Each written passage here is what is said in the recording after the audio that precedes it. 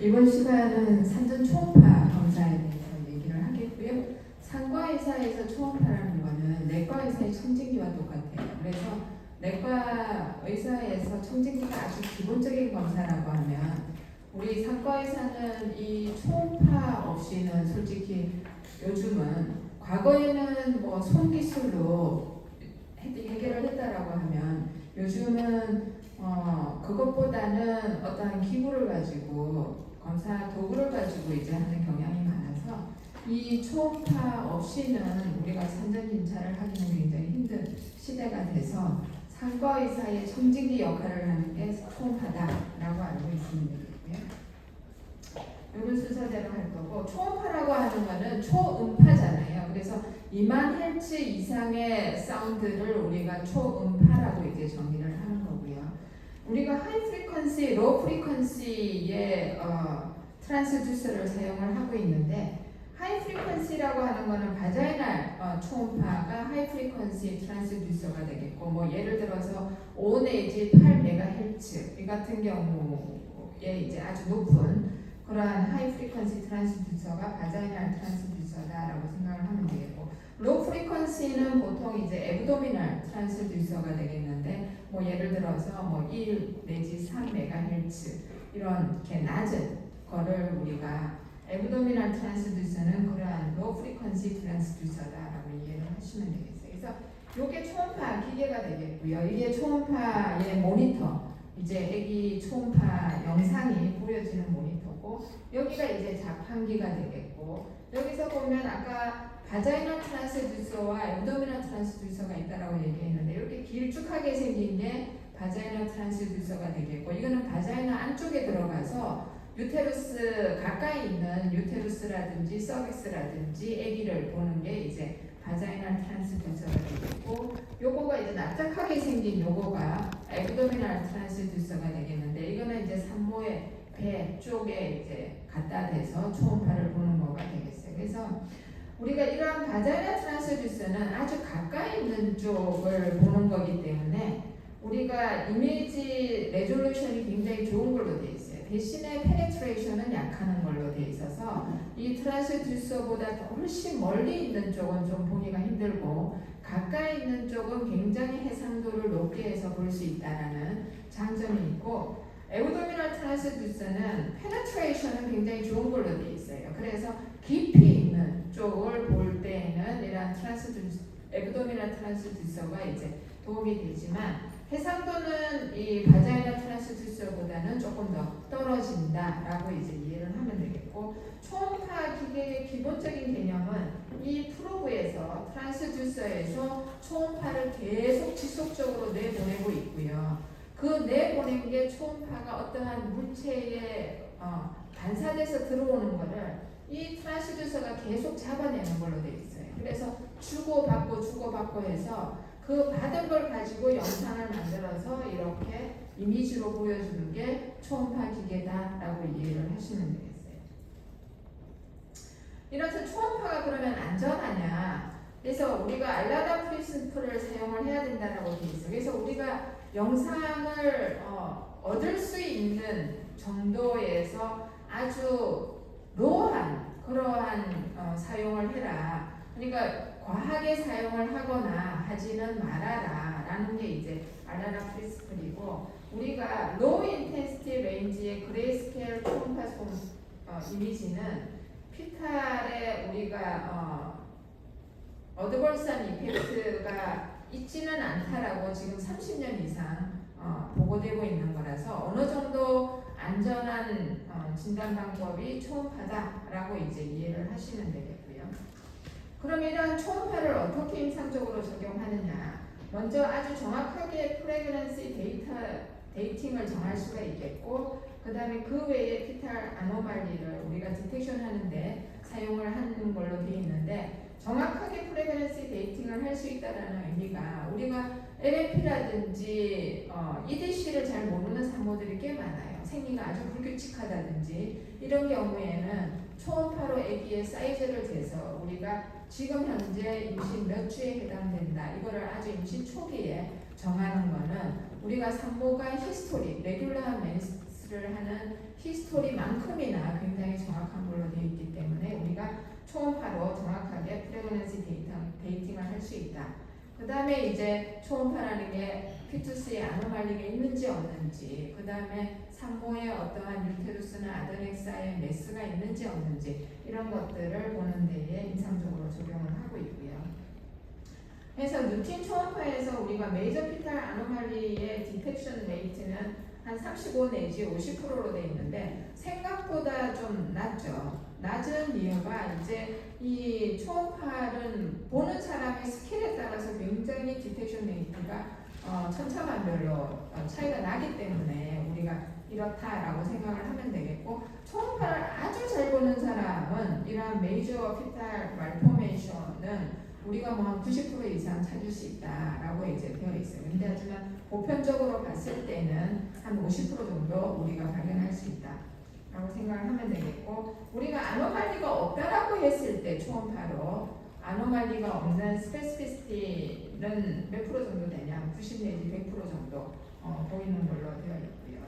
그러면 우리가 피탈 아노말리를 초음파로 잘 볼 수 있다라고 했는데, 그럼 언제 우리가 초음파를 하는 게 가장 좋은 시기이냐라고 하면은 18주 이후에 우리가 검사를 하는 게 가장 잘 아기의 아나토미를 볼 수 있는 시기다라고 되어 있어요. 그 이유가 18주 전은 아기 자체가 너무 작고, 아기가 작기 때문에 올간 자체도 너무 작아서 우리가 정확하게 보기가 쉽지가 않죠. 그래서 어느 정도 아기가 커야 되기 때문에 18주 이후에 피탈 아나토미를 보는 거가 좀 더 잘 보인다라고 이해를 하면 되겠고, 하지만 임신 주수가 또 너무 많이 되는 경우에는 이제 임신 주수가 많이 될수록 양수양도 줄고, 턴 같은 경우에는 양수양도 줄고 그 다음에 아기도 꽉 차고 하기 때문에 솔직히 더 보기도 힘들어요. 그리고 보니 옥시피케이션이 좀 더 많이 되다 보니까 쉐도잉이 좀 더 많아져서 우리가 임신 주수가 너무 많이 될 때는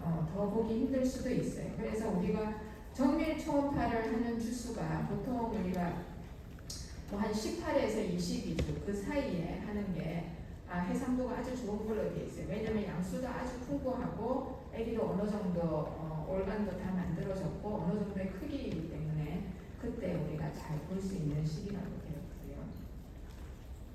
그러면 퍼스트 트라이메스터 때 초음파를 해야 되는 인디케이션은 뭐가 있느냐 한번 읽어보시면 인트라유테라 프레그넌시인지 아닌지를 컨펌하기 위해서 이제 초음파를 해봐야 되겠고, 그 다음에 에토크 프레그넌시가 의심될 때에도 초음파로 진단을 해야 되기 때문에 해야 되겠고, 혹시 이제 아주 임신 초기에 바자나 브리딩이 될 때 이거의 원인이 뭔지, 자궁 속에서 흘러나오는 건지 아닌 건지를 이제 확인을 해야 되기 때문에, 예를 들어서 서브코리온이 헤마토마가 있는지 없는지 이런 것들을 봐야 돼서 초음파의 인디케이션이 되겠고, 혹시 펠빅 페인이 아주 심한 경우에는 혹시 유테루스에 마요마가 있는지 아니면 오바리 시스트가 톨전되어 있는지 이런 것들을 확인하기 위해서 초음파를 해야 되겠고, 에스티메이트 제스테이셔널 에이지, 제스테이셔널 에이지를 에스티메이션 하기 위해서도 초음파를 해야 되겠고요.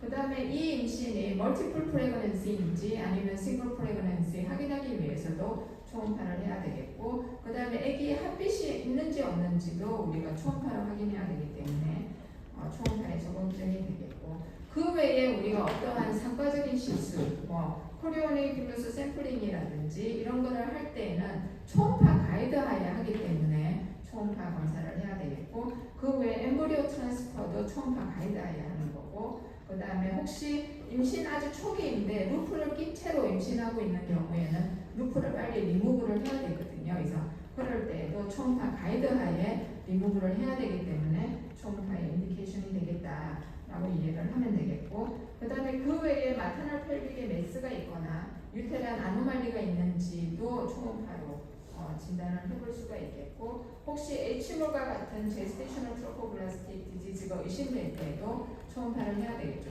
보통 이런 거가 이제 의심될 수 있는 상황은 아주 임신 주수에 비해서 HCG가 과하게 올라가 있다든지 이런 경우에는 우리가 H몰을 의심해 볼 수가 있겠죠.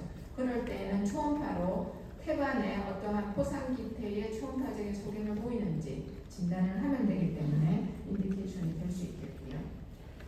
그러면 우리가 first trimester, 그 다음에 second, third trimester 때에 초음파로 어떤 것들을 보느냐 이제 알고 있으면 되는데 first trimester 때에는 gestational 셀이 유테루스 내에 있는지 엑토픽으로 아드넥사에 있는지를 이제 확인을 해야 되겠고 이때는 엠브리오가 있는지 욕색이 있는지 first trimester 때 확인해야 되겠고 이때 아기 사이즈를 재는 거는 크라운 럼프 랭스라고 해서 머리와 엉덩이 사이의 거리를 길이를 재는 거거든요. 그래서 크라운 럼프 랭스로 아기의 주스 사이즈를 재고 그거를 가지고 이제 임신 주수를 정하는 걸로 돼 있는 게 퍼스트 트라이메스터다. 그리고 카디악 액티비티가 있는지 봐야 되겠고 퍼스트 트라이메스터 때에 우리가 이게 멀티플 프레그넌시의 진단을 가장 잘 할 수 있고 특히나 멀티플 프레그넌시 때 우리가 임상적으로 의미가 있는 게 코리오니스티가 어떻게 되느냐 모노코리오이냐 다이코리오이냐는 굉장히 컴플리케이션이 있을 수 있냐 없을 수 있냐의 가장 핵심적인 키포인트이기 때문에 코리오니스티를 결정하는 데에 가장 좋은 주수는 first trimester다. 그렇기 때문에 이제 이때 보는 거고요. 그 외에 이제 유테루스는 아주 first trimester 때 크지 않기 때문에 이때는 이제 유테루스나 아드레스나 쿨드색에 에브노말한 게 있는지를 평가하는 경우가 좀 더 용이하게 이제 볼 수가 있겠고 second, third trimester 때가 되면은 이러한 펠비스라든지 아드넥사를 보기에는 자궁이 너무 커져 있어서 잘 안 보이거든요. 그래서 이 first trimester 때가 좀 더 용이하다. 그러면 second, third trimester 때는 뭘 보느냐? 마찬가지로 이제 피탈 넘버가 어떻게 되는지 2명인지 3명인지 볼 수가 있겠고 third trimester 때의 중요한 거는 아기의 프리젠테이션을 가지고 이거를 노멀 델리버를 해야 될지 시색을 해야 될지 우리가 확인을 해야 되기 때문에 프리젠테이션을 초음파로 확인을 해야 되겠고 마찬가지로 세컨드, 서드 트라이메스터 때에 아기가 살아있는지 확인하기 위해서 피탈 하트 모션이 괜찮은지 보는 거고 우리가 서드 트라이메스터 때에 플라센타의 위치가 서비스 바로 위쪽에 지나가는 플라센타 프레비아인지 아닌지를 가지고 이 산모를 노멀 델리버리를 할지 아니면 시색을 할지 결정을 해야 되기 때문에 플라센타 로케이션을 우리가 서드 트라이메스터 때 봐야 되겠고 암비오틱 플루이드 볼륨을 평가를 해서 아기가 건강한지 안 한지를 보는 거는 우리가 세컨드, 서드 트라이메스터 때가 되겠고 근데 마찬가지로 우리가 제스테이셔널 에이지를 세컨드, 서드 트라이메스터 때에 평가를 할 수 있는데 퍼스트 트라이메스터 때는 크라운 럼프 랭스로 우리가 진단을 하지만 세컨드, 서드 트라이메스터 때는 이제 하나면에 아기 전체가 다 들어오지는 않거든요. 크기 때문에 그럴 때는 이제 각 부위별로 나눠서 머리, 몸통, 다리 이렇게 각 부위별로 우리가 바이오메트리를 재서 제스테이셔널 에이지를 평가해 볼 수가 있겠고 이때 이제 세컨드, 서드 트라이메스터 때의 중요한 거는 분만 당시에 분만할 때 아기 체중이 어느 정도 되느냐 예를 들어서 뭐 5kg 이상 올라가 있다라고 하면 우리가 노멀 델리버리 하기 힘들겠죠. 그래서 우리가 머리, 몸통, 다리 길이를 조합을 해서 피탈 바디 웨이트를 에스티메이션 해볼 수가 있겠어요. 그래서 하고 그 외에 뭐 마타널 펠빅 매스, 마이오마 같은 경우에는 이제 유테라인 머슬에 이제 보이는 거기 때문에 세컨드, 서드 트라이메스터 때도 우리가 볼 수가 있겠고요. 그 외에 아노말리가 있는지 없는지도 세컨드, 서드 트라이메스터 때에 보는 거다라고 알고 있습니다. 그래서 퍼스트 트라이메스터 때에 핵심적으로 보일 수 있는 소견과 세컨드, 서드 트라이메스터 때에 핵심적으로 보일 수 있는 소견이 약간은 차이가 나기 때문에 좀 알고 있어야 되겠고요. 퍼스트 트라이메스터 때의 초음파 소견은 이렇게 보여요. 요 까맣게 보이는 게 제스테이셔널 색이 되겠고요. 요 제스테이셔널 색 안쪽에 욕색이 동그랗게 보이는 게 욕색이 되겠어요. 그래서 욕색 주변에 피탈 에코가 보이는 거거든요. 그래서 우리가 G색, 제스테이셔널 색은 언제쯤 보이느냐? 트란스 에브도미날 초음파를 해보면 한 6주 정도에 보이는 걸로 되어 있고 이 욕색 바로 옆쪽에 피탈 에코와 그 다음에 피투스의 카디얼 액티비티가 보이는 거는 한 7주 정도로 되어 있어요. 우리가 트란스 에브도미널 초음파는 해상도가 트란스 바자이나보다는 조금 더 떨어진다라고 얘기를 했잖아요. 트란스 바자이나의 해상도가 좀 더 높기 때문에 트란스 바자이나 초음파는 이러한 트란스 에브도미널에 비해서 G색이나 피탈 에코가 보일 수 있는 주수가 1주 정도 더 빠른 걸로 되어 있어요. 즉 트란스 바자이나 초음파에서 G색이 보일 수 있는 것은 5주 정도에 보인다. 이렇게 이해하시면 되겠고 피탈 에코와 카디악 액티비티는 한 6주 정도에 보인다. 그래서 1주 정도 빠르게 우리가 트란스 바자이널 초음파를 확인할 수 있다 라고 이해를 하시면 되겠고요. 그래서 아주 임신 초기에는 우리가 트란스 바자이널 초음파를 보고 있죠. 그 다음에 아까 얘기했지만 우리가 멀티플 프레그넌시에서 코리오니스트가 굉장히 중요한데 퍼스트 트라이메스터 때가 이러한 코리오니스트를 결정하는데 가장 최적의 시기이다라는 거고 아까도 얘기했지만 유테루스가 작기 때문에 전 한 화면에 이제 다 유테루스나 아데넥사가 들어올 수 있어서 유테루스나 아데넥사나 콘드색을 볼 수 있는 최적의 시기가 퍼스트 트라이메스터 때다라고 이해를 하시면 되겠어요. 보면 아까 여기가 까만 게 제스테이셔널 색이 되겠고 그 안쪽에 동그랗게 보이는 욕색이 되겠고 욕색 옆쪽에 이렇게 하얗게 보이는 게 피탈 에코예요. 그래서 지금 피탈 에코가 4.1mm 그래서 이렇게 피탈 에코가 보이는 즉시 피탈 카디악 액티비티를 보통은 확인될 수 있는 걸로 되어 있어요. 그래서 이렇게 초음파로 보인다. 이 같은 경우에는 지금 피탈 에코가 지금 한 6주 하루 정도의 사이즈가 되겠고 요거는 이제 트란스 바자이널 초음파이기 때문에 이렇게 잘 보일 수 있는 거고요. 아까 이제 코리오니스티를 결정하는 게 퍼스트 트라이메스터 때가 가장 좋다라고 얘기했는데 이거는 이제 트란스 앱도멘 초음파인데 보면 G색이 어떻게 되나요? 두 개죠. G색이 두 개이기 때문에 이 같은 경우에는 코리오니스티가 다이코리오닉 트윈인 거예요. G색이 두 개라서 요거는 보세요. G색이 몇 개예요? 한 개죠. 한 개인데 여기에 보면은 암니오틱 멤브레인이 이렇게 나눠져 있죠. 보이죠? 요 하얀 라인 이게 암니오틱 멤브레인이거든요. 요렇기 때문에 이 트윈은 모노코리오닉 트윈이에요. 그래서 퍼스트 트라이메스터 때에 이렇게 G색이 완전히 나눠져 있느냐 아니면 G색 한 개에 암니오틱 멤브레인이 두 개가 들어가 있냐에 따라서 우리가 코리오니스티를 결정할 수 있다라고 이해를 하시면 되겠고요. 퍼스트 트라이메스터 때 또 초음파 보는 것 중에 하나가 뉴칼 트란스루센시를 재는데 이러한 뉴칼 트란스루센시는 우리가 안유 플루이드를 스크린하는 마커 중에 하나예요.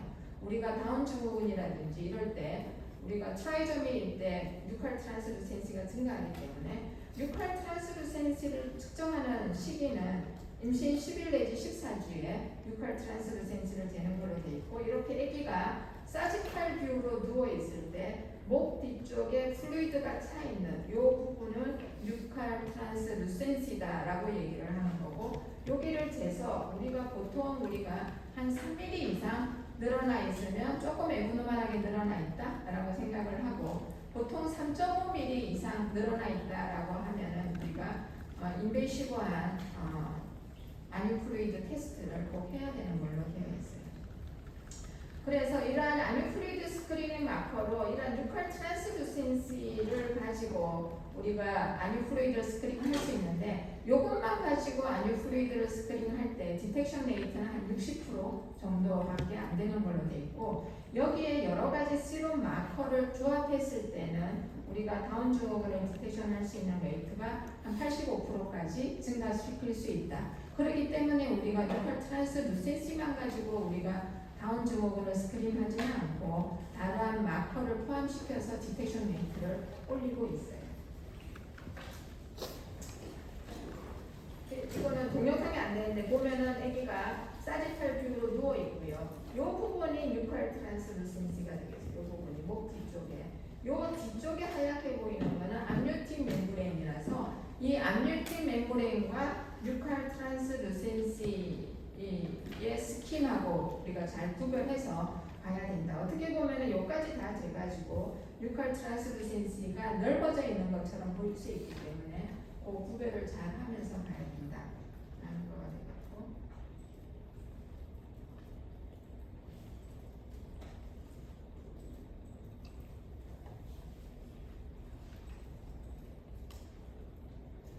그 다음에 이제 세컨, 서드 트라이메스터 때의 인디케이션은 또 이렇게 엄청 많아요. 그래서 한번 읽어보세요. 그래서 우리가 세컨, 서드 트라이메스터 때의 초음파는 베이직한 초음파도 있고 있고 리미티드 초음파도 있고 스페셜라이즈드 초음파도 있어요. 우리가 일반적으로 검사하는 거를 베이직, 스탠다드 초음파 검사라고 얘기를 하고 리미티드라고 하는 거는 어떤 거냐면은 예를 들어서 응급실로 산모가 출혈이 돼서 왔는데 이 환자의 태반만 내가 국한적으로 보겠다. 전체 태반인지 아닌지만 확인하면은 괜찮을 것 같아 라고 했을 때 그렇게 리미티드하게 태반만 본다든지 아니면 애기의 프리젠테이션만 본다든지 그러한 초음파를 우리가 리미티드다라고 이제 이해를 하시면 되겠고요. 그 다음에 스페셜라이즈드 초음파라고 하는 거는 우리가 아주 정밀 초음파를 잘 보는 사람이 초음파를 보는 경우를 이제 스페셜라이즈드 초음파인데 예를 들어서 우리가 하트 아노말리가 의심이 된다든지 아니면 피탈 에코를 해야 된다든지 아니면 피투스의 어떠한 웰빙이 지금 안심할 수 없는 상태이기 때문에 도플러 검사를 해야 된다든지 이런 경우를 우리가 또 그 외에 바이오피지컬 프로파일에도 우리가 초음파 검사를 하게 돼 있죠. 그래서 한 가지는 MST가 있고 나머지는 다 초음파로 검사하는 거기 때문에 그러한 것들 그 다음에 그런 것들은 우리가 스페셜라이즈드 examination이다 라고 이제 이해를 하시면 되겠고요.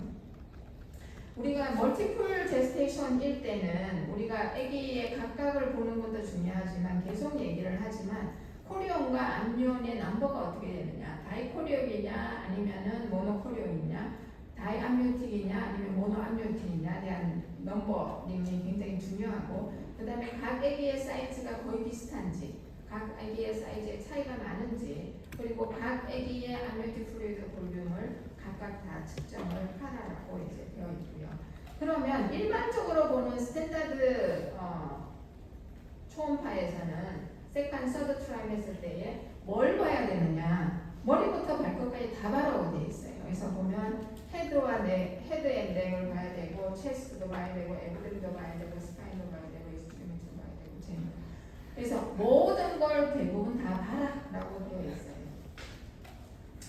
우리가 피탈 메저먼트를 해야 되는데 퍼스트 트라이메스터 때는 아까 머리부터 엉덩이까지 재는 크라운 럼프랭스로 우리가 제스테이셔널 에이지를 에스티메이션 한다라고 얘기했고 그 다음에 세컨 서드 트라이메스터 되면 하나면은 안 나오기 때문에 각 부위별로 재야 되는데 BPD, 바이파리에탈 다이아메터, 헤드 서컴프런스, 에브도미널 서컴프런스, 피버 랭스 이러한 것들을 가지고 우리가 제스테이셔널 에이지를 에스티메이션하고 이러한 것들을 조합을 시켜서 우리가 피탈 웨이트를 에스티메이션 시키는 걸로 되어 있어요.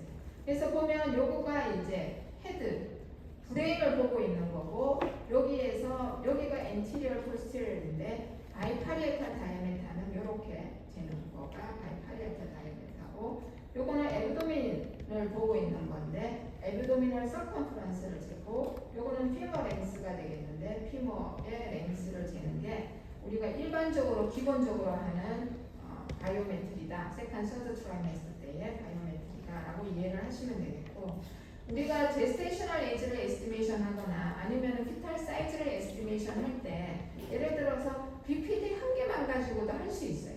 BPD 한 개만 가지고도 할 수 있지만 이러한 여러 개를 콤비네이션 하는 게 좀 더 정확도가 올라가겠죠. 당연히. 그렇기 때문에 우리가 기본적으로 BPD 그 다음에 뭐 헤드 서컴프런스, 앱도미널 서컴프런스, 피머 랭스 이런 거를 다 종합해서 제스테이셔널 에이지와 피탈 웨이트를 에스티메이션 하는 게 더 좋다. 그래서 그렇게 하고 있다라고 이해를 하시면 되겠어요. 암니오틱 플루이드 인덱스는 어제 잠깐 얘기를 했는데 측정하는 방법이 암니오틱 플루이드 인덱스라는 방법이 있고 그 다음에 라지스트 벌티컬 포켓을 재는 방법이 있어요. 암니오틱 플루이드 인덱스는 이렇게 유테루스를 4등분을 나눠서 가장 깊은 포켓을 다 더하는 거예요. 그래서 1번에서 가장 깊은 포켓 여기 양수는 초음파에서 까맣게 보이거든요. 물은 까맣게 보이고 뼈는 하얗게 보인다. 이게 이제 기본적인 초음파 영상의 기본이고 그래서 요 까만 부분을 재고 두 번째 칸에서 가장 깊은 까만 부위를 재고 세 번째, 네 번째 그래서 다 더해서 우리가 보는 게 암니오틱 플루이드 인덱스다라고 이해를 하면 되겠고 정상 범위는 8 내지 24cm 정도를 이제 정상이라고 얘기를 하고요. 24cm 이상인 경우에를 우리가 폴리하이드람유스라고 얘기하고 5cm 미만인 경우에를 올리고하이드람유스다라고 이제 정의를 하고 있고요. 라지스트 벌티컬 포켓은 이렇게 4등분 하지 말고 프로브를 가지고 쭉 훑었을 때 가장 깊은 포켓을 하나를 재는 게 이제 라지스트 벌티컬 포켓인데 노멀 레인지는 2 내지 8cm라고 되어 있고요. 제가 어제 말을 잘못한 것 같아요. 제가 5cm라고 얘기했죠. 그래서 싱글 벌티컬 포켓이 8cm 이상인 경우에를 우리가 이 같은 경우에는 폴리하이드람유스다라고 정의를 하면 되겠고 2cm 미만인 경우에를 올리고하이드람유스다라고 이제 정의를 하는 걸로 되어 있어요. 우리가 보통은 싱글 프레그런스 때는 이렇게 한 군데를 재는 것보다는 네 군데를 재는 게 조금 더 정량 평가가 좀 더 잘 될 수 있기 때문에 암레트 플루이드 인덱스를 쓰지만 우리가 뭐 멀티플 프레그런스인 경우에는 각 아기의 양박에서 뭐 4등분을 나눠가지고 이렇게 보기는 굉장히 쉽지 않아요. 그렇기 때문에 우리가 멀티플 프레그런스 때는 이러한 암레트 플루이드 인덱스보다는 라지스트 벌티컬 포켓으로 양수양을 측정한다라고 얘기를 하시면 되겠고요.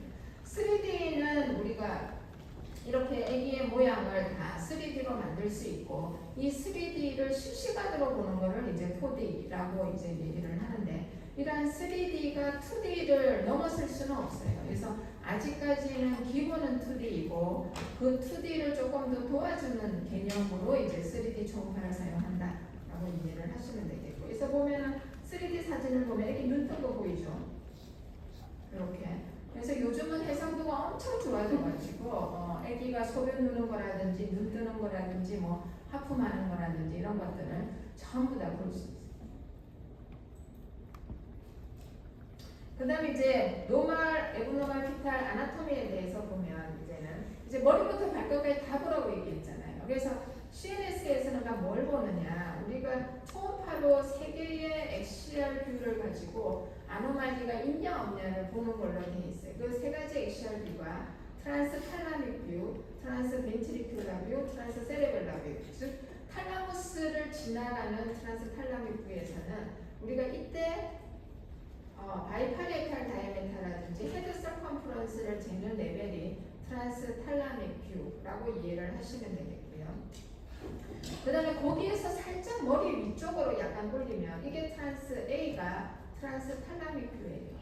여기에서 살짝 머리 위쪽으로 올라가면 벤트리클이 잘 보이는 트란스 벤트리큘라 뷰가 되겠고 이 트란스 벤트리큘라 뷰에서는 라테랄 벤트리큘의 에이트리움의 다이아메타를 측정할 수 있어서 우리가 벤트리클이 커져 있는지 안 커져 있는지를 이제 볼 수 있는 뷰가 되겠고 이 트란스 벤트리큘라 뷰에서 세레벨룸 쪽으로 이렇게 각도를 주면 뒤쪽에 있는 세레벨룸이 잘 보이는 트란스 세레벨라 뷰가 되겠는데 여기에서는 세레벨룸과 시스터나 마거나를 이제 확인해서 아노말리가 있는지 없는지를 볼 수 있다. 그래서 이 3가지 기본적인 엑시얼 뷰를 가지고 우리가 브레인에 아노말리가 있는지를 본다. 이렇게 이해를 하시면 되겠고요. 그래서 다시 크게 이제 잡아본 거고 트란스 탈라믹 뷰 여기에서 BPD와 헤드 서컴프런스를 재는 거고 조금 더 위로 올라가서 트란스 벤트리큘라 뷰가 되겠고 여기에서는 라테랄 벤트리큘의 에이트리움이 커져 있는지 안 커져 있는지를 보는 거고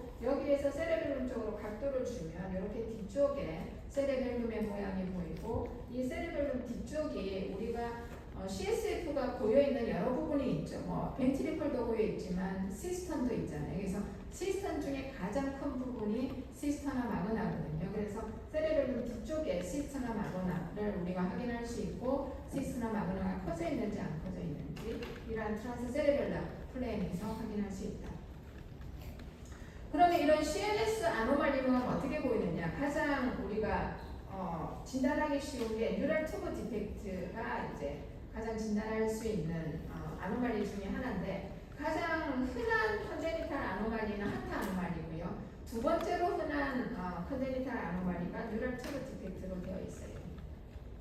이러한 뉴럴 튜브 디펙트는 우리가 보통 임신 초기에 뉴럴 튜브라는 게 머리와 꼬리 쪽이 닿쳐야 되는데 머리 쪽이 안 닿치면 아네세팔리가 되는 거고 꼬리 쪽이 안 닿치면 스파이널 바이피다가 되는 거 이거든요. 그래서 그렇게 뉴럴 튜브가 안 닫혀서 생기는 거다라고 이해를 하면 되겠고 이게 이제 아넨세팔리 얘기예요. 보면은 이 눈 위쪽에 브레인이 없기 때문에 브레인과 스컬이 없기 때문에 이렇게 보이는 거고 이 같은 쪽에는 이제 꼬리 쪽이 안 다치는 스파이너 바이피다의 메닝고마이로시의 초음파적인 초음파가 아니라 애기 사산된 애기 사진을 보여주는 거가 되겠고 그럼 아넨세팔리는 어떻게 진단이 되느냐? 보면은 이제 눈 위쪽에 브레인 조직과 그 다음에 스컬이 안 보이기 때문에 보이면 여기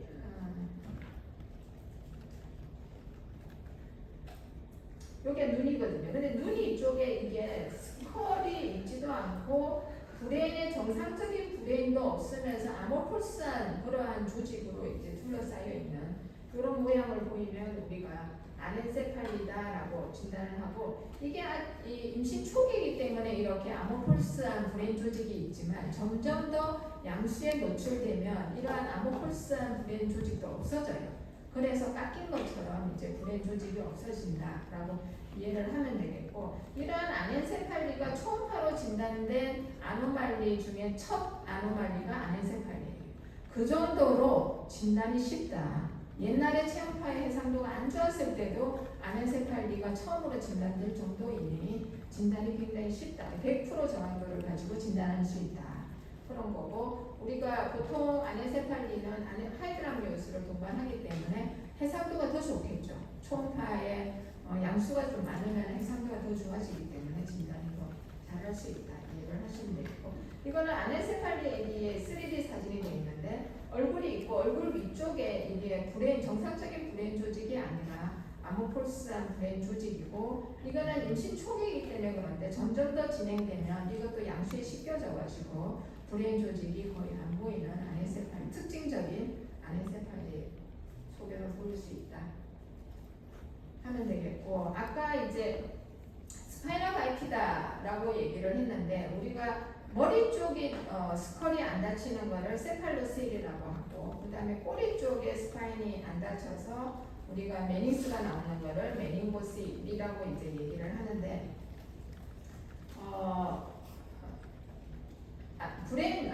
죄송해요. 브레인 스컬의 디펙트를 통해서 브레인 조직이 나오는 세팔로시 그 다음 메닝스만 나오는 메닝고실이 있을 수 있는데 보통 이 같은 경우에는 스컬의 어느 쪽에 디펙트가 생기냐 머리 뒤쪽에 옥시피탈 쪽에 미드라인에 디펙트가 생기는 게 가장 흔한 걸로 되어 있어요. 그래서 보면은 여기 스컬 디펙트를 통해서 허니에이션 되어 있는 메스를 확인할 수 있고 요게 이제 태어나서 여기 사진이 되겠어요. 이게 이제 세팔로실 메닝고실인데 이 같은 경우에는 우리가 그냥 단독으로도 생길 수 있지만 메켈 블루그 신드롬과 같은 유전적인 문제가 있는 경우에도 생길 수 있고 우리가 암니오틱 밴드 신드롬에 대해서 어제 얘기했잖아요. 그것처럼 스컬이 우리가 암니오틱 밴드에 달라붙는 경우에는 이렇게 허니에이션 돼서 세팔로실 메닝고실이 생길 수가 있다라고 되어 있고요. 그래서 보면은 스컬이 있고 스컬 쪽으로 뭔가 허니에이션 되어 있는 이런 메스들이 보이죠, 그죠? 안 보이나요? 보이죠? 여기 보이죠? 보여요. 보일 수 있다는 거고. 그 다음에 이제 스파이너 바이피다 같은 경우에는 가장 흔히 나타나는 게 꼬리 쪽에 흔히 나타나는 걸로 되어 있어요. 그래서 눈보세이크랄 부분에 허니에이션이 가장 많고 메닝고실, 메닝스와 CSF만 있는 경우에 메닝고실, 그 다음에 스파이널 코드까지 허니에이션 되는 거를 메닝고마이로실이라고 얘기를 하는데 메닝고마이로실이 90% 이상 좀 더 많은 걸로 되어 있고요. 그래서 보면 요 철도길처럼 보이는 게 스파인이거든요. 우리가 뼈는 하얗게 보이기 때문에 이 철도길처럼 생기는 스파인 끝쪽에 이렇게 허니에이션 돼 있는 메스를 보면 우리가 스파이너 바이피다를 의심해 볼 수가 있겠다라는 거고 보면 우리가 3D를 찍어보면 이렇게 스파인이 예쁘게 보이고 이제 립이 보이죠. 근데 스파이너 바이피다 같은 경우에는 여기에 스파인이 있다가 여기에 디펙트가 있는 게 보이죠. 보인다고 해주세요. 여기 디펙트가 보이는 게 보여서 이렇게 3D로도 우리가 진단을 잘 해볼 수가 있겠다라는 거고 이러한 그 스파이너 바이피다는요 오픈 스파이너 바이피다와 클로스드 클로스드 스파이나 바이피다 두 개로 나눌 수가 있는데 상과에서 중요한 거는 오픈 스파이나 바이피다예요. 우리가 알파 비타 프로테인이 뉴럴 튜브 디펙트 스크린 마커로 우리가 사용할 수 있다라고 배웠죠. 그거는 어떤 거의 스파이나 바이피다를 진단하기 위한 건가요?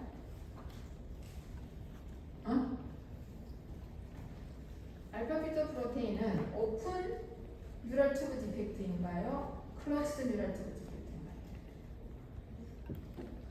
오픈 뉴럴 튜브 디펙트인 경우에만 우리가 알파 비타 프로테인이 스크린 마커로서 도움이 돼요.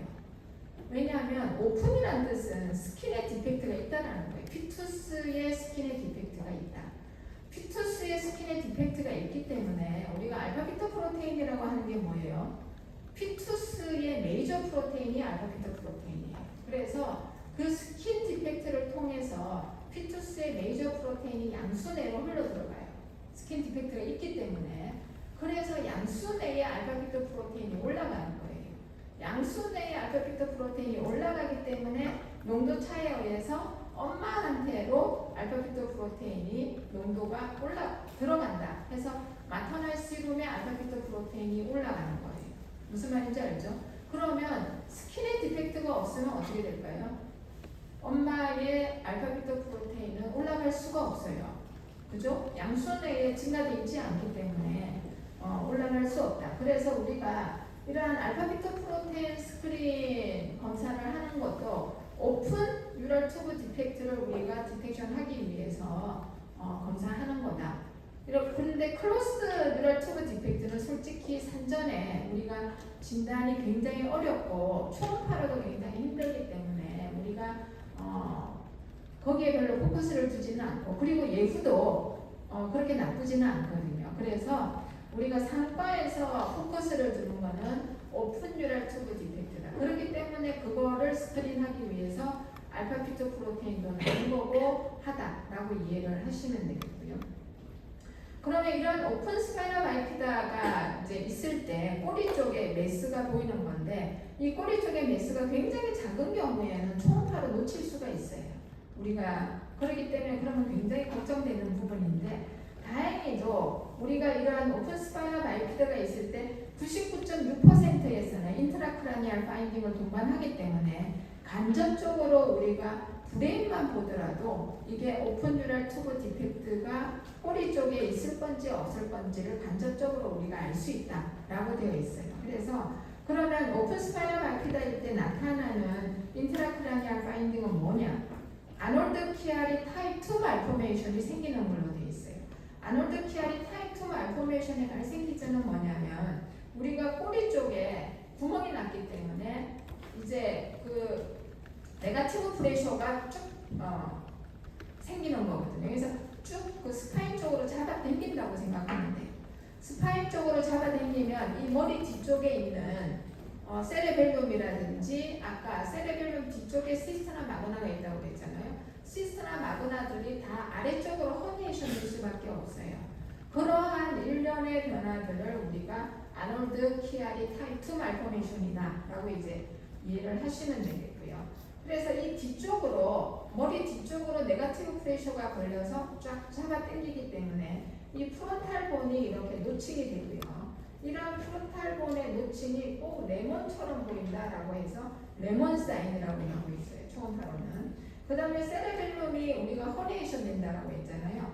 세레벨룸이 허니에이션 되기 때문에 이게 바나나처럼 보여요. 그래서 세레벨룸이 바나나 모양으로 보여서 우리가 바나나 사인이라고 얘기하고, 이 세레벨룸 뒤쪽의 시스턴도 허니에이션 되기 때문에 안 보여요. 그래서 시스터나 마그나도 오리터레이션 되고, 이러한 허니에이션이 있기 때문에 벤트리클이 막힐 수밖에 없겠죠. 그래서 벤트리큘러 메갈리가 있는 거고, 전체적으로 브레인이 허니에이션 되면 전체적으로 우리가 헤드의 사이즈가 작아질 수밖에 없겠죠. 그래서 스몰 PPD를 보인다. 이게 아놀드 키아리 타입 2 말포메이션이고, 발생 기전은 포스테리어 쪽으로 허니에이션 되기 때문에 전반적으로 이런 게 생긴다. 그래서 우리가 오픈 스파이널 바이피다가 의심될 때에는 스파인을 먼저 보는 게 아니라 브레인을 먼저 봐서 우리가 이러한 소견들이 있는지를 보는 걸로 되어 있고요.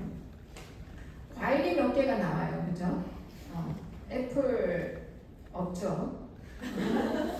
레몬과 바나나 두 개 나오죠.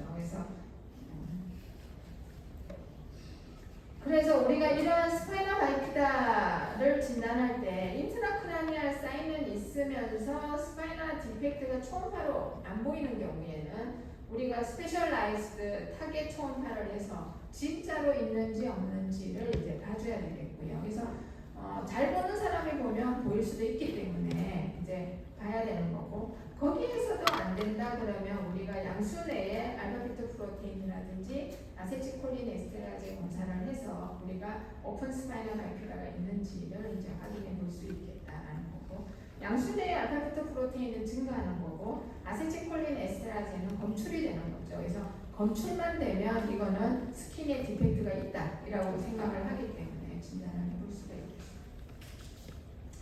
그 다음에 이제 우리가 트란스 벤트리큘러 부위에서는 벤트리클이 커져 있는지 안 커져 있는지를 봐야 된다고 얘기했잖아요. 그래서 벤트리클이 10mm를 초과하는 경우를 우리가 벤트리 커져 있다라고 해서 벤트리큘로 메갈리다라고 이제 정의를 하고 있어요. 보면 여기가 물이 고여 있는 벤트리클의 에이트리움 부분이고, 벤트리클이 굉장히 부위마다 이름이 다 다르거든요.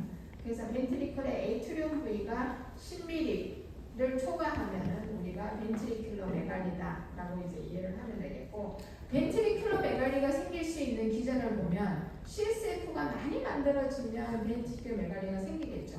그게 하이드로세팔루스잖아요. 그죠? CSF가 많이 만들어지든 아니면 CSF가 경로가 막히든 해서 그러한 물이 많은 경우에는 이제 하이드로세팔루스라고 하고, 상대적으로 브레인 조직이 아트로피 되면 벤트리클이 더 상대적으로 커져 보이기 때문에 이럴 때도 벤트리큘로 메갈리가 생길 수 있겠고, 그 다음에 콜포세팔리라고 해서 브레인 자체의 디벨로프먼트가 잘 안 되는 경우에도 벤트리큘로 메갈리가 생길 수 있는 걸로 되어 있고요. 이렇게 벤트리큘로 메갈리가 있는 경우에는 우리가 그 외에 다른 아노말리가 있는지를 잘 봐야 되겠고, 이게 여러 가지 염색체 아노말리와 동반될 수 있기 때문에 염색체 검사를 해야 되는 거고, 또 우리가 컨제니탈한 인펙션일 때도 벤트리큘로 메갈리가 있을 수 있어서 우리가 컨제니탈 인펙션 검사도 해주는 것을 원칙으로 하고 있어요. 그 다음에 목 뒤쪽에 우리가 림파틱 플루이드가 차 있는 거를 시스틱 하이그로마라고 얘기를 하는데, 헤드 쪽에 림파틱 플루이드가 주글라 베인으로 드레인 돼야 되는데 주글라 베인으로 드레인 되는 게 안 되기 때문에 림파틱 플루이드가 차는 게 시스틱 하이그로마예요. 그래서 초음파를 보면 이 목 뒤쪽에 유칼 트란스루센시가에 해당되는 그 부위가 엄청 커져 있는 경우가 이제 특징적인 시스틱 하이그로마다라고 이해를 하시면 되겠고, 시스틱 하이그로마는 대부분 이 목 뒤쪽에 생기는 걸로 돼 있고, 피탈 암유 플루이드와 관련이 굉장히 많은 걸로 돼 있어요. 그래서 가장 흔한 거는 터너 신드롬일 때 이러한 시스틱 하이그로마를 동반하는 걸로 돼 있어요. 우리가 터너 신드롬일 때 스티그마가 뭐가 있죠? 4개. 웹렉이 있죠. 웹렉. 이 여분의 스킨에 있는 웹렉이 있는데, 이 웹렉의 발생 기전이 시스틱 하이그로마가 뱃속에 있을 때 있었고, 이게 시스틱 하이그로마가 흡수되면서 여분의 스킨 리전이 있는 게 웹렉이다라고 생각을 하고 있어요. 그래서 시스틱 하이그로마를 보일 때는 터너 신드롬을 일단 먼저 생각을 해야 되고, 그 외에 아노말리와 염색체 이상과도 관련이 있기 때문에 염색체 검사를 해야 되겠고요.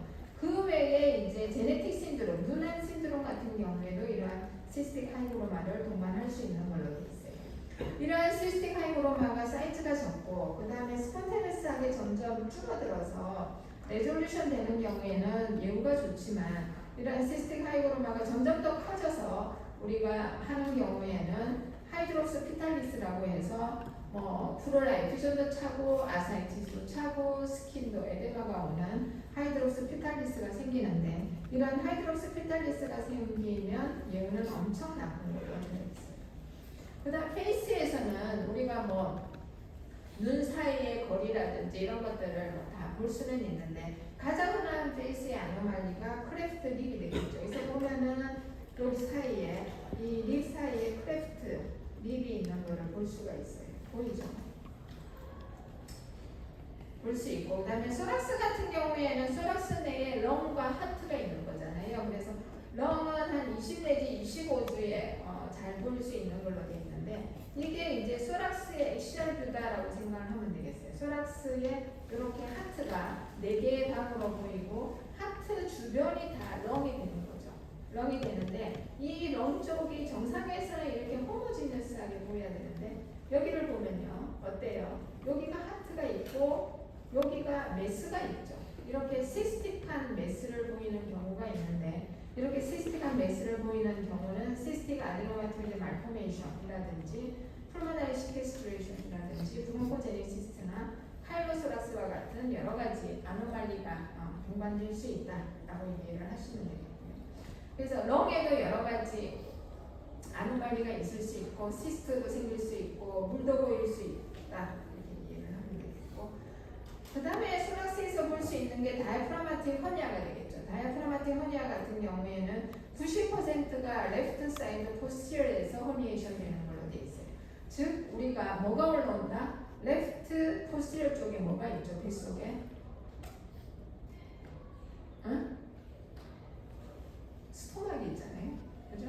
우리가 에브도멘에 있는 장기가 소락스 내로 올라오는 거를 다이프라마틱 허니아라고 이제 얘기를 하는데 우리가 레프트 사이드에 있는 스토막에 올라오는 게 가장 흔한 타입으로 되어 있고 오른쪽에는 뭐가 있어요? 리버가 있잖아요. 그래서 리버가 올라오는 경우는 좀 드물다 이렇게 이해를 하시면 되겠어요. 보면 여기가 코로날 뷰가 되겠는데 여기가 하트가 되겠고요. 여기가 다이아프라감이 다이아프라감 위쪽으로 이렇게 스토막이 올라와 있는 다이프라마틱 허니아를 우리가 볼 수가 있어요. 스토막 같은 경우에는요, 우리가 양수를 애기들이 먹기 때문에 까맣게 보여요.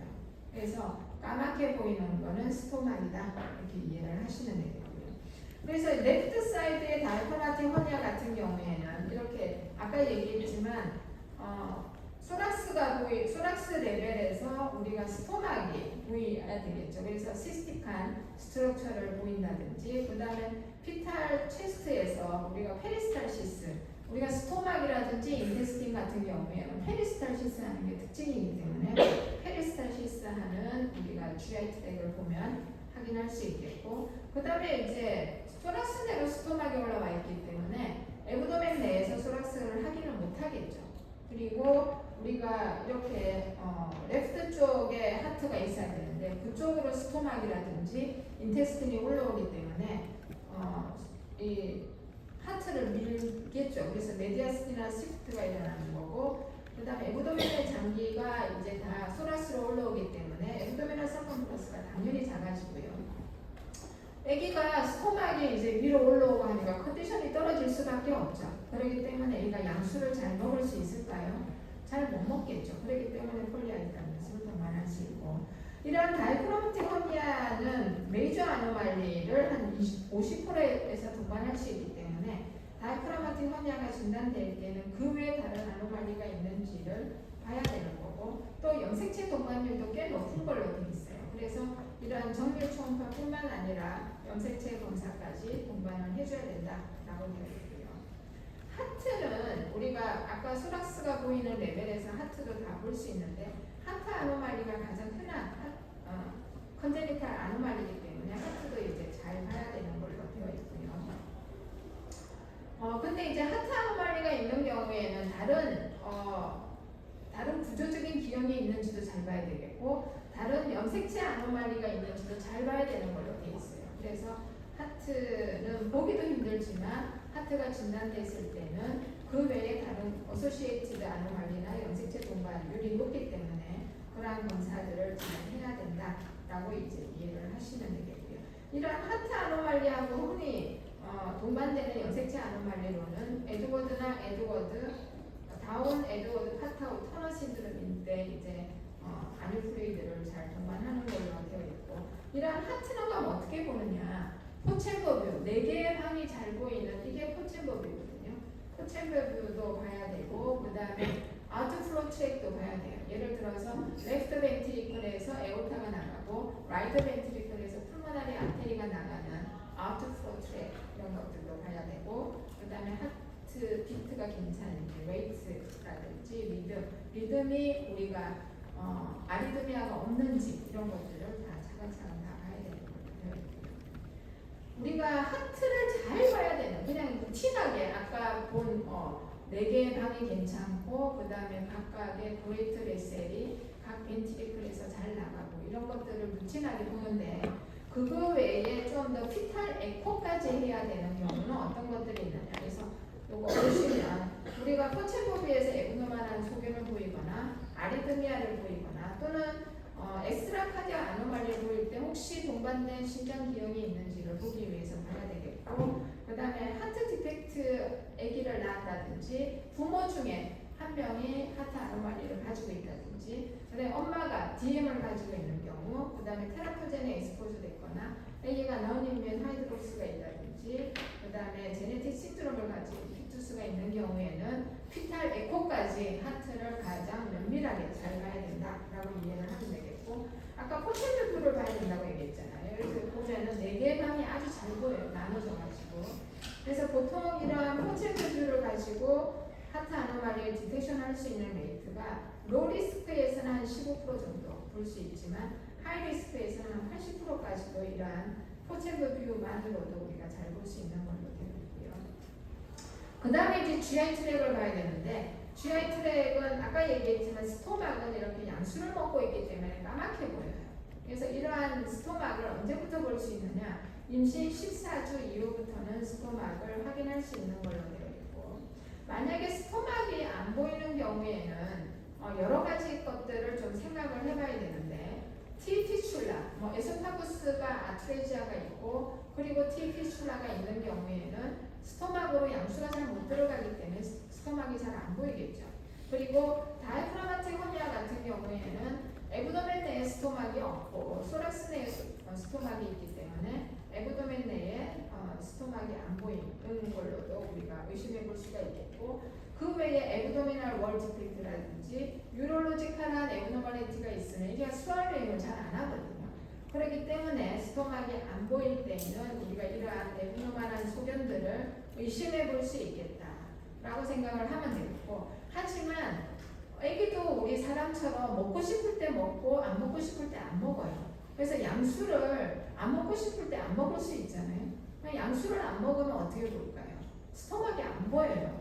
그래서 스토막이 먼저 안 보일 때는 이러한 아노말리로 의심을 해볼 수도 있겠지만 애가 배가 불러서 안 먹고 있나 해서 시간적인 차이를 두고 다시 한 번 더 보면 우리가 필링되어 있는 스토막을 확인해 볼 수 있다. 그래서 우리가 리피트 초음파 검사가 중요하다 이렇게 이해하면 되겠고 바울 같은 경우에는 우리가 하이퍼 에코제닉하게 바울이 보일 수 있는데 하이퍼 에코제닉한 진단 자체는 뭐냐면 뼈와 거의 비슷한 에코제니시티를 보이는 그러한 바울을 하이퍼 에코제닉한 바울이다 라고 진단을 하고 있고 이 같은 경우에는 우리가 인트라 암니오틱 브리딩 된 거를 아기가 수혈을 해서 장까지 내려갔을 때는 장이 굉장히 에코제닉하게 보일 수 있겠고 말포메이션이 있거나 아기가 인펙션이 있거나 시스틱 파이브로시스가 있거나 트라이점이 21일 때도 이렇게 하이퍼 에코제닉한 바울이 보일 수 있다라고 이해를 하시면 됩니다. 에브도미널 월 디펙트는 크게 가스트로스키시스와 옴팔로스 두 개로 나눌 수 있는데 가스트로스키시스는 우리가 발생 기전이 바스큘러 액시던트예요. 바스큘러 액시던트이기 때문에 안유 플루이드와 연관이 없어요. 즉 염색체 동반을 거의 하지 않는다라고 이해를 하시면 되겠고요. 에브도미널 월 디펙트에서 가스트로스키시스는 굉장히 예후가 좋은 걸로 되어 있어요. 보면 이 초음파 소견은요. 양수 내로 장이 둥둥둥 떠 있어요.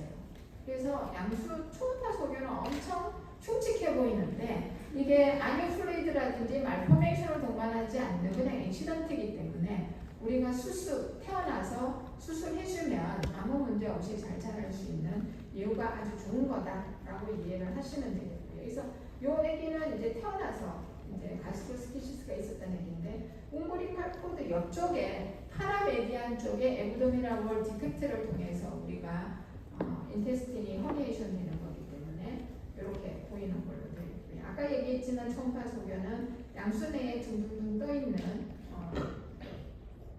GI 트랙을 확인해보면 우리가 가스트로스키시스를 진단해볼 수 있다라는 거고 옴팔로실 같은 경우에는 우리가 이거는 말포메이션이에요. 우리가 바스큘러 애시던트가 아니라 말포메이션이거든요. 그렇기 때문에 이 옴팔루시는 여러 가지 아노말리의 동반율이라든지 염색체 동반율이 굉장히 높은 걸로 되어 있어요. 그래서 옴팔루시이 진단될 때는 꼭 우리가 염색체 검사를 하라라고 되어 있어요. 염색체 동반율이 높기 때문에.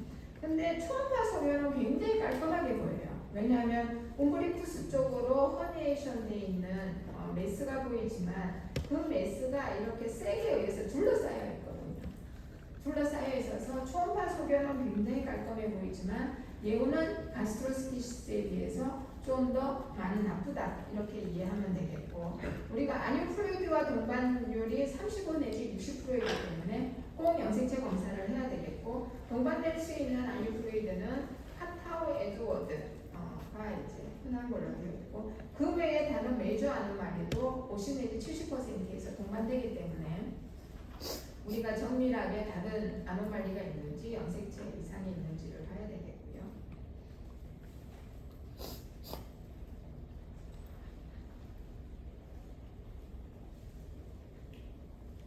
그 다음에 이제 GI 트랙이 아트레이자가 될 수 있는데, GI 트랙이 아트레이자가 될 때 우리가 obstruction이 있으면 그 밑에 부분은 우리가 양수가 잘 못 내려가겠죠. 하지만 프록시말 쪽, 막혀있는 위쪽은 양수가 계속 들어오기 때문에 바울이 딜라테이션 될 수밖에 없는 상황이 되겠고요. 그 다음에 이제 이러한 GI 트랙의 아트레이지아는 어퍼 지역의 obstruction일수록 폴리아이드라는 것을 좀 더 많이 동반한다 이렇게 돼 있어요. 즉 예를 들어서 에소파지알 아트레이지아, 도데널 아트레이지아, 스몰 바울 아트레이지아는 폴리하이드라는 뉴스를 동반하는 경향이 높지만, 우리가 에이널 아트레이지아, 뭐 임포플레트 에이뉴스라든지 또는 콜론의 아트레이지아 같은 경우에는 폴리하이드라는 뉴스를 거의 동반하지 않는 걸로 돼 있어요. 그래서 어퍼 지하의 obstruction일수록 폴리하이드라는 뉴스를 동반하는 경향이 있다라고 이해를 하시면 되겠고, 가장 위쪽이 이제 에소파지알 아트레이지아가 되겠는데, 에소파지알 아트레이지아는 대부분 90% 이상에서 T 피스출라를 동반하는 걸로 되어 있어요. T 피스출라를 동반하기 때문에 우리가 스토막 안으로 일부분의 양수는 들어갈 수 있고요. 그 다음에 스토막 내에서 또 시크레션이 있기 때문에 우리가 스토막이 어느 정도는 보일 수 있지만 아주 정상에서 보이는 스토막의 크기는 아니고 사이즈가 좀 작을 수 있다 이렇게 이해를 하시면 되겠고, 보면 여기 스토막인데요. 스토막이 좀 작죠? 이제 작아요. 그래서 작아 보인다. 그리고 또 하나 클루가 될 수 있는 게 폴리하이드라는 뉴스가 있다. 그 다음에 또 하나 클루가 될 수 있는 게 우리가 에소파지알 아트레이자가 있는 경우에는 양수를 못 먹는 거잖아요. 어제도 얘기했지만 양수를 먹어야지 아기가 살이 찌고 한 거거든요. 그래서 양수를 못 먹기 때문에 아기가 작아요, 보통. 그래서 아기가 작고 폴리하이드라는 뉴스가 있고 스토막이 좀 작아 보여. 그러면 우리가 에소파지알 아트레이자를 의심해 볼 수 있다. 그래서 이러한 에소파지알 아트레이자 같은 경우에는 2분의 1에서 어소시에이티드 아노말리가 있는 걸로 되어 있고, 20%에서는 아뉴플루이드를 동반하는 걸로 되어 있고, 40%에서 아까 얘기한 것처럼 브로스 리스트릭션을 동반할 수 있다라고 되어 있고요. 이렇게 스토막이 작은 것 외에도 우리가 에소파고스가 막혀져 있는 위쪽은 딜라테이션 될 수밖에 없기 때문에 이렇게 에소파고스는 잘 안 보이거든요. 근데 이렇게 에소파지알 파우치를 형성하면은 좀 더 우리가 에소파지알 아트레이지아를 의심해 볼 수가 있겠고요. 그 밑으로는 이제 도데널 아트레이지아가 있는데, 도데널 아트레이지아는 굉장히 중요해요. 도데널 아트레이지아는 다운 신드롬과 굉장히 연관이 있기 때문에 우리가 초음파에서 도데널 아트레이지아가 진단이 되면 꼭 염색체 검사를 해서 다운 증후군과 동반하는지 안 하는지를 이제 봐야 되는 거고, 도데널 아트레이지아의 초음파적인 소견은 더블 버블 사인이라고 해서 버블은 아니에요. 뱃속에서 버블은 없는데 두 개의 시스틱한 메스가 보이는 거를 우리가 더블 버블 사인이다라고 이제 얘기를 하는데, 하나는 딜라테이션 돼 있는 스토막이고 하나는 딜라테이션 돼 있는 도데늄의 퍼스트 파트가 되겠어요. 그래서 두 개의 시스틱한 메스가 보이면 우리가 더블 버블 사인이라고 얘기하고, 우리가 스토막과 도데늄의 퍼스트 파트는 서로 연결돼야 되죠.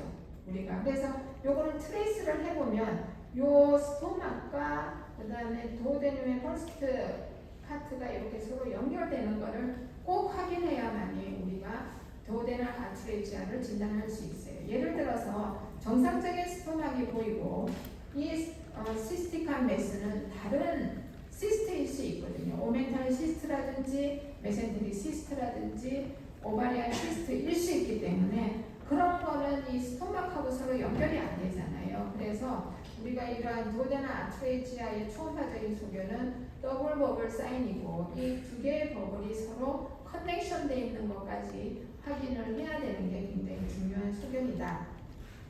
이해를 하시면 되겠고, 아까 얘기했지만 다운 증후군하고 굉장히 연관이 높다. 그래서 염색체 검사를 꼭 해야 된다. 그리고 이제 밑으로 이제 스몰 바울 obstruction 같은 경우에는 우리가 어른도 인테스틴이 obstruction 되면 여러 가지 멀티플하게 인테스틴이 딜라테이션 되고 페리스탈시스가 굉장히 증가하잖아요. 초음파 소견도 마찬가지예요. 그래서 증가되어 있는 루프라든지 그다음 페리스탈시스가 증가되어 있는 걸 가지고 우리가 스몰 바울의 아트레지아를 의심해 볼 수 있지만 라지 바울이나 에이날의 아트레지아 같은 경우에는 이때는 폴리아드라면서 동반하지 않고 그 다음에 라지 바울 같은 경우에는 정상 수치가 베리에이션이 엄청 크거든요. 그래서 보통 우리가 17mm 이상까지도 정상이다라고 생각을 하기 때문에 산전에 우리가 진단하기는 굉장히 힘들다. 이렇게 이해를 하시면 되겠습니다. 이게 이제 더블 버블 사인이 보이는 거예요. 하나는 스토막이고 하나는 퍼스트 파트의 도데늄이 딜라테이션 되어 있는 거예요.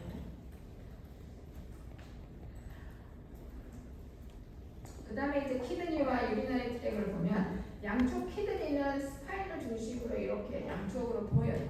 그래서 이 양쪽 키드니가 확인할 수 있는 게 보통 한 18주 정도는 루틴하게 키드니가 괜찮은지 안 괜찮은지를 확인을 해야 된다라고 생각을 하시면 되고요. 그래서 피탈 비린 프로덕션은 20주에는 시간당 한 50cc 정도 만들어내지만 40주 정도 되면 시간당 한 50cc 정도로 많이 만들어내는 걸로 되어 있고, 이렇게 암니오틱 플루이드 볼륨을 평가하는 거는 우리가 아까 어제도 얘기했지만 양수는 아기의 소변이에요. 그래서 키드니의 레날 펑션을 간접적으로 얘기해 줄 수 있다. 예를 들어서 키드니 펑션이 많이 떨어져서 소변을 못 만들어내면 양수가 어떻게 될까요? 줄어들겠죠. 그 다음에 키드니가 없어서 우리가 소변을 못 만들어내면 양수가 없겠죠. 그래서 그런 것들을 우리가 같이 콤비네이션해서 생각을 해보면 되겠고, 우리가 키드니가 양쪽 다 없는 경우에는 시비어 올리고 하이드람니우스가 올 수 있고, 이러한 양수는 폐 형성도 우리가 안 되겠죠. 그래서 풀모나리 하이포플라지아라든지 린 디포메트라든지 얼굴이 이제 자궁에 딱 달라붙어 있어서 컴프레션 된다든지 코드 컴프레션이나 풀모나리 하이포플라지아를 동반할 수 있다라는 거고, 태어나서 우리가 생존하기는 힘들고, 키드니에 시스틱한 메스를 보일 수 있는데 대표적인 게 폴리시스틱 키드니와 멀티시스틱 디스플라스틱 키드니가 있겠고, 폴리시스틱 키드니 같은 경우에는 유전적인 그러한 디지즈로 인해서 생기는 게 폴리시스틱 키드니가 되겠고요. 이게 오토조말 리세시브 인펀타일 폴리시스틱 키드니와 오토조말 도미넌트 어덜트 폴리시스틱 키드니가 되겠는데, 보통 이제 오토조말 리세시브 인펀타일 폴리시스틱 키드니 같은 경우에는 산전에 진단될 수 있지만 오토조말 도미넌트 어덜트 폴리시스틱 키드니는 우리가 신생아 때라든지 배 속에 있을 때는 거의 안 나타나고 어린이 돼서나 발현되기 때문에 우리가 진단이 되지 않는다라고 이해를 하면 되겠고, 오토조말 리세시브 인펀타일 폴리시스틱 키드니는 굉장히 잘 자란 시스트가 키드니를 다 채우고 있기 때문에 우리가 키드니 자체가 시스틱하다보다는 엄청 커져 있다, 그냥 그렇게 초음파로 이제 보이는 거고, 이렇게 키드니가 커져 있기 때문에 에구도멘 서컴프런스가 커질 수밖에 없고, 그 다음에 키드니의 펑션이 떨어지겠죠. 그래서 올리고 하이드람니우스를 동반할 수 있다라는 거고, 이거는 헤로디타리 디지지만 멀티시스틱 디스플라스틱 키드니는 그런 게 아니라 그냥 염색체 이상이라는 연구와는 동반 없이 그냥 구조적으로 아노말리가 생기는 걸로 되어 있고요. 그래서 보면은 이렇게 멀티시스틱하게 사이즈가 굉장히 다양한 시스트 보이는 게 멀티시스틱 디스플라스틱 키드니다라고 이해를 하면 되겠고, 이 같은 경우에는 만약에 멀티시스틱 디스플라스틱 키드니도 키드니 펑션이 거의 없을 수 있거든요. 그래서 한쪽은 MCDK고 한쪽은 정상이면 아무 상관이 없지만 양쪽 다 멀티시스틱 디스플라스틱 키드니인 경우에는 우리가 생존하기가 힘들어요. 왜냐하면 그쪽 부분에 키드니의 펑션이 거의 없기 때문에.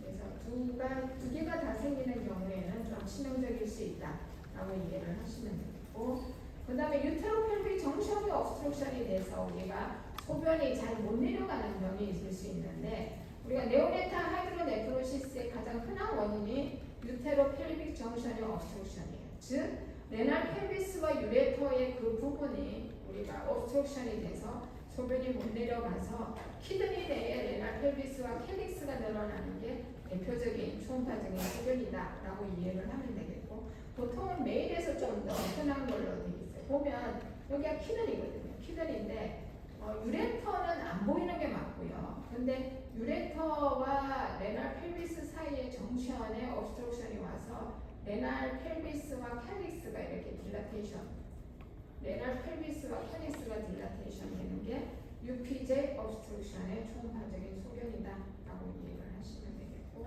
그 다음에 이제 유레스라도 obstruction이 될 수 있는데 대표적인 게 포스티어 유레스라 일부가 있는데, 이거는 메일 피투스한테만 생길 수 있는 걸로 되어 있어요. 피메일 피투스에서는 포스티어 유레스라를 일부라는 게 없어요. 그래서 메일 피투스만 생기는 거고, 이거는 콩팥 내의 소변이 방광내로 내려가지만 방광에서 유레스라로 소변이 못 내려가서 생기는 병이 되겠고, 그렇기 때문에 방광이 엄청 커져 있고요. 이 프록시말 유레스라가 딜라테이션 돼 있어서 이런 모양을 보여요. 이런 모양을 우리가 키홀 사인이라고 얘기를 하거든요. 프록시말 유레스라가 딜라테이션 돼 있는 소견. 그래서 이런 키홀 사인을 보이면 포스티어 유레스라 밸브 신드롬을 의심해 볼 수가 있겠고, 이 같은 경우에는 우리가 션트라든지 피터스콥을 통해서 우리가 트리트먼트를 해볼 수가 있겠습니다.